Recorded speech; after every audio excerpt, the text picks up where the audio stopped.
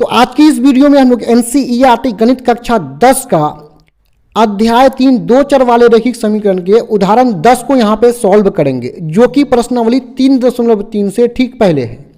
तो यहाँ पे है कि आइए अनुच्छेद 3.2 का उदाहरण 3 लें। क्या रेल पटरियां एक दूसरे को काटेगी? यानी हम अनुच्छेद 3.2 का उदाहरण 3 की बात करें तो वहां पे हमें रेल पटरियों का दो समीकरण दिया हुआ है।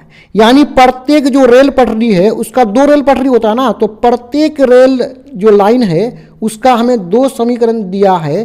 तो वही रेल पटरियों की जो दो समीकरण है उसे हल करके हमें यह बताना है क्या वो दोनों एक दूसरे को काटती है। यदि उदाहरण 3 की बात करें तो वहां पे हमें इस प्रकार का दो समीकरण दिया हुआ है, जिसको मैं यहाँ पे उतार लिया हूं। अब इसे हमको यहाँ पे हल करके देखना है, तो इसको समीकरण 1 मान लेते हैं और इसको समीकरण 2 मान लेते हैं। अब इसे हम लोग प्रतिस्थापन विधि से हल करेंगे। तो इसके लिए क्या करेंगे, हम लोग चाहे तो समीकरण 1 से x या y का मान निकाल लेंगे और इसे समीकरण 2 में रख देंगे, या नहीं तो समीकरण 2 से हम x या y का मान निकाल करके समीकरण 1 में रख लेंगे। यानी यदि x या y का मान 1 से निकालेंगे तो 2 में रखना है, यदि 2 से निकालेंगे तो 1 में रखना है। जिस भी समीकरण से x और y का मान निकालेंगे उस समीकरण में हमें नहीं रखना है। तो आइए यहाँ पे हम लोग क्या करेंगे, तो यहाँ पे हम लोग क्या करेंगे, ये समीकरण छोटा है और इस समीकरण यानी समीकरण 1 से हम लोग x के मान को निकालेंगे और उसे समीकरण 2 में रख देंगे। तो हमें x का मान समीकरण 1 से निकालना है, तो यहाँ पे सिंपल सा लिखेंगे समीकरण 1 से, और जो समीकरण 1 है उसको यहाँ पे उतार लेंगे। -4 बराबर में क्या है 0। आइए इससे हम लोग ना x के मान को निकाल लेंगे। तो x बराबर होगा, देखिए 2y प्लस 2y बराबर के इधर जाएगा तो हो जाएगा -2y। 0 का कोई वैल्यू होता नहीं है तो 0 को इस पार लिखेंगे नहीं, और हम लोग 4 बराबर के इस तरफ आएगा तो इसका माइनस प्लस में बदल जाएगा तो हो जाएगा +4।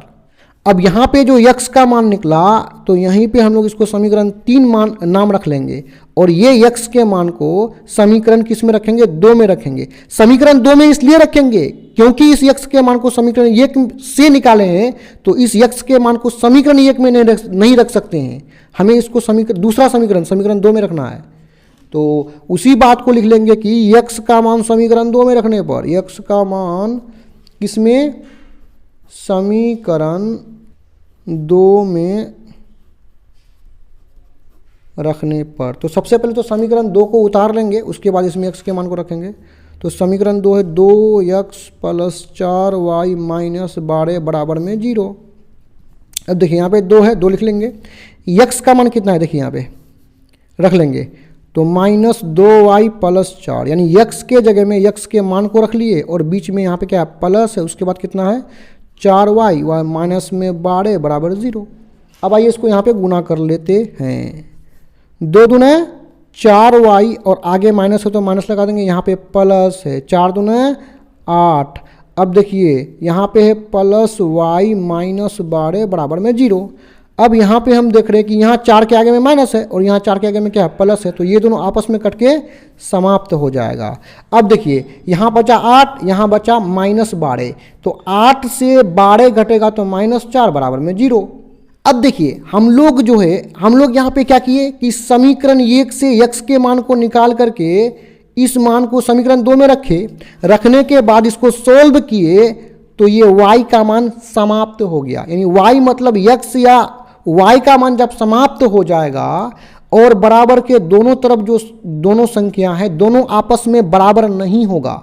यहाँ पे दोनों बराबर है नहीं है, इधर है -4 इधर है 0, तो दोनों आपस में बराबर नहीं होगा। तो इस परिस्थिति में समीकरण का जो है ना कोई हल नहीं होता है।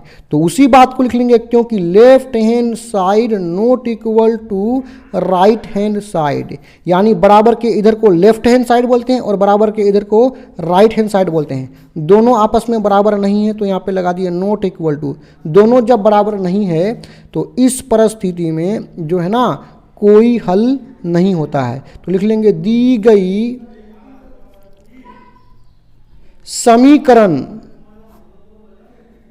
समीकरणों का कोई हल नहीं है।